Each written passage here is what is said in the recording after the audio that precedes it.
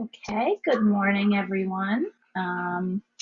It is May 19th, 2020. I'm going to kind of walk through you guys your U.S. history lesson for today, which is the Freedmen's Bureau and Reconstruction.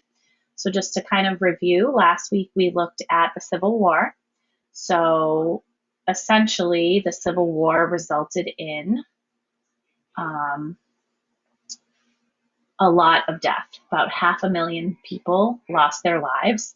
It is still the deadliest conflict in American history. If you take all the other wars that the United States has ever fought in and you combine them, it doesn't even equal the death from the Civil War. So the North and the South both lost a lot of soldiers. So once the war is over, we kind of have to rebuild the South.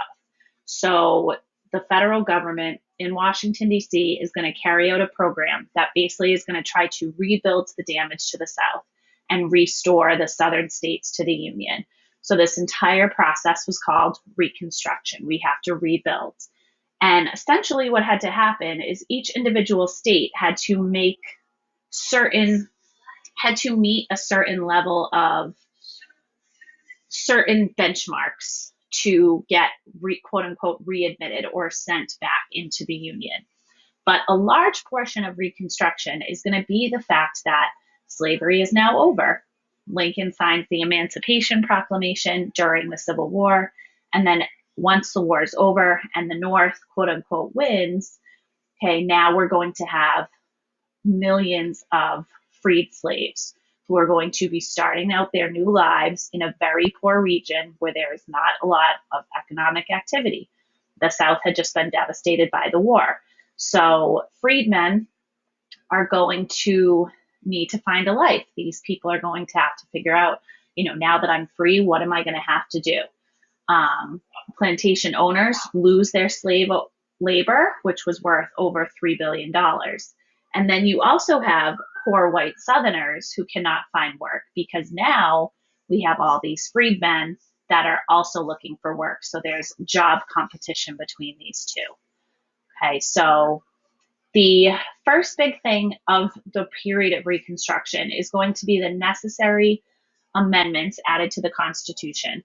You'll have the 13th Amendment, which abolishes slavery. So 13th Amendment says neither slavery nor involuntary servitude, except as a punishment for a crime whereof the party shall have been duly convicted, shall exist within the United States. So the 13th Amendment officially abolishes slavery. This quote here, where you have except as a punishment for a crime, is why we can use prisoners as labor because they're in jail, they've been punished with a crime, therefore that's kind of that slave labor still today does exist in the United States. Congress shall have the power to enforce this law.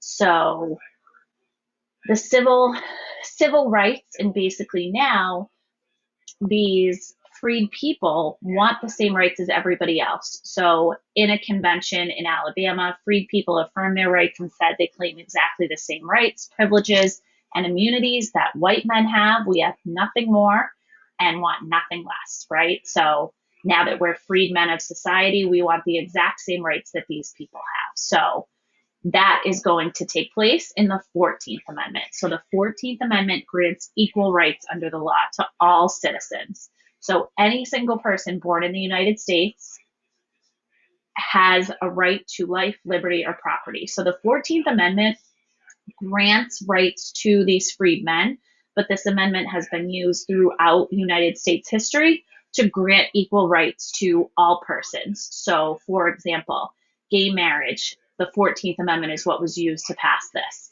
And this is going to be the really important thing that grants all of these rights. What's one of the major rights that we all have is the right to vote. So the 15th Amendment grants the right to vote to the former slaves. It says the rights of citizens cannot be denied to vote on account of their race, color, or previous condition of servitude. So you cannot tell a former slave that they cannot vote because they used to be a slave.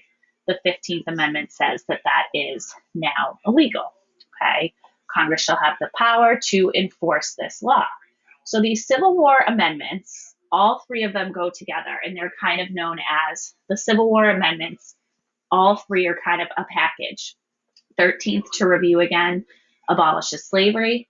15th gives equal protection under the law.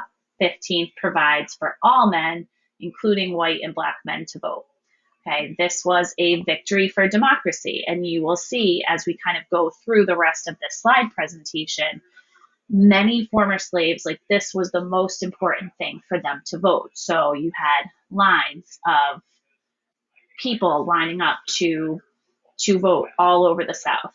One of the things that was part of Reconstruction is the fact that many former white Confederates did not get the right to vote right away. They had to basically affirm their following of the United States. Confederate soldiers, different Confederate people, if they were supporters of the Confederacy, the Southern government, they had to then pledge allegiance to the United States, which many of them did not do right away. So you have more blacks than whites in several portions of the South that are voting. So what is it like to have that first taste of freedom for many of these former slaves? The freedom of movement. You could go wherever you wanted, and many enslaved people walked away from plantations once they heard that the Union Army was near, and they knew that that meant that the South was kind of on the decline and the Union Army would come and free them. So you have a group of freed slaves called exodusters who moved to Kansas and Texas looking for opportunity. The freedom to own land. So there were proposals to give white-owned land to freed people, but this got little support from the government. Unofficial land redistribution did take place, however. So we'll talk about that a little bit in later slides. The whole idea of the Freedmen's Bureau was a collection of Northerners coming to help these new freedmen in the South, help them find work, find a place to live. So there's this whole concept of 40 acres and a mule, that every freedman should get 40 acres of land to grow on and a mule to help them do that. So freedom to worship. You had African Americans that formed their own churches and started mutual aid societies, debating clubs, drama societies, and trade. So with this, there are certain quotes throughout this Google slide presentation of what it was like to have that first taste of freedom. So you can kind of look through some of these ideas of what these people kind of experienced, their whole lives being enslaved. They never thought that this would be possible, that they would ever be free. Okay, there's no more auction block. We've seen videos, we've read descriptions of auction blocks and what that was like for slaves and their families. Many former slaves will try to reach out and find family members. And how they did that was actually by utilizing this Freedmen's Bureau. So in 1865, Congress creates this. They want to help former slaves get a new start in life. This is the first major relief agency in the United States history. So think of it as like welfare, or somebody trying to like help you get a job. If you're filing for unemployment, often you have to go meet with the unemployment office and talk about like what you're doing to try to get yourself back to the workforce. Kind of similar to that. So the Freedmen's Bureau was established throughout the South, and this was kind of a place for former slaves to go to get a new life. One thing that they're going to do, and a lot of the work that you guys are going to have to read and look at this week, is about the creation of schools.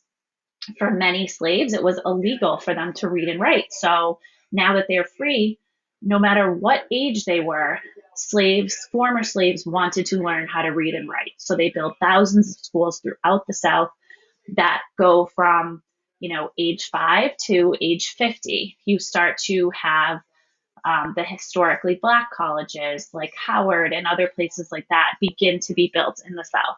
Education was a huge goal of former slaves. They wanted to learn how to read and write because they thought that this would be their way to equalize themselves if they could get an education for them and their children. Education was difficult and dangerous for them to grade over time.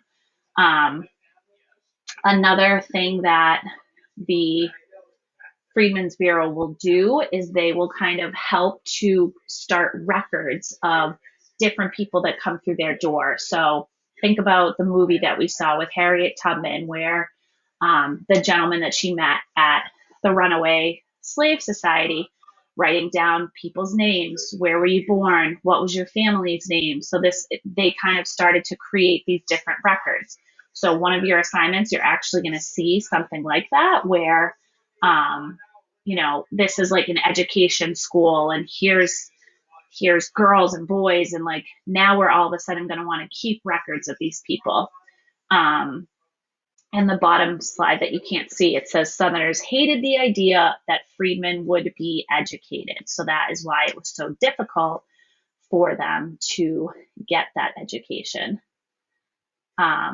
So when you kind of go through this, I highly recommend that you guys, on the learning for this week,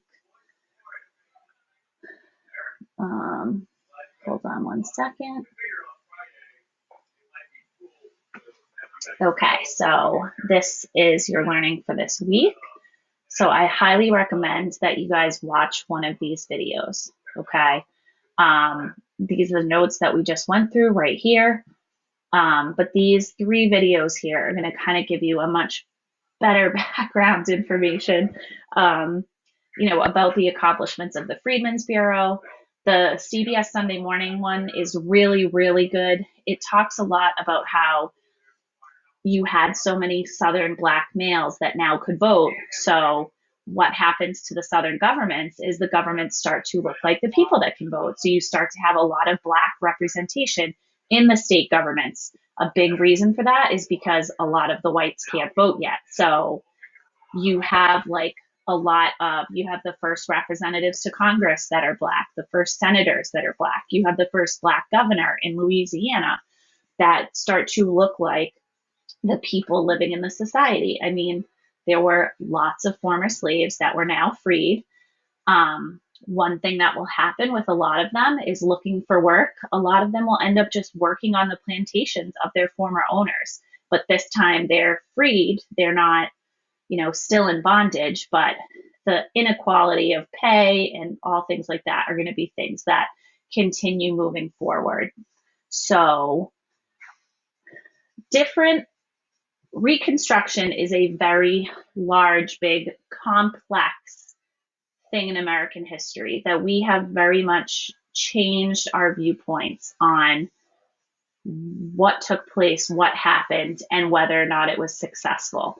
When you look at the period of Reconstruction itself, which went from 1865 to 1877, you see this growing excitement of the freedmen and kind of being a part of American life and having the opportunity to be freed. And there's lots of great things that happen. But unfortunately, like happens often with government, by 1877, the United States government kind of became tired of trying to rebuild the South. They thought that, it had been 12 years. They didn't have to do anything anymore. So you start to see the federal government pull away from the southern states. There was military and Union Army that was stationed in a lot of the South to help with this rebuilding. They get pulled out. As soon as the federal government leaves the South and loses interest in Reconstruction, then we start to see a backlash from the Southerners and former Confederates. And they're going to try to start to put laws in place denying these freed Black slaves the right to vote, taking away a lot of the privilege and rights that they had experienced in the first 12 years since the Civil War.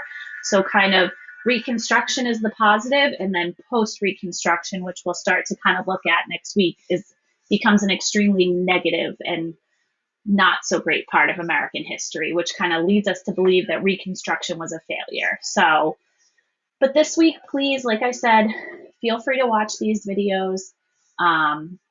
Yesterday's assignment, just like we've had different vocabulary words to kind of help you understand the topic. today's assignment, you're kind of looking at this image of the Freedmen's Bureau.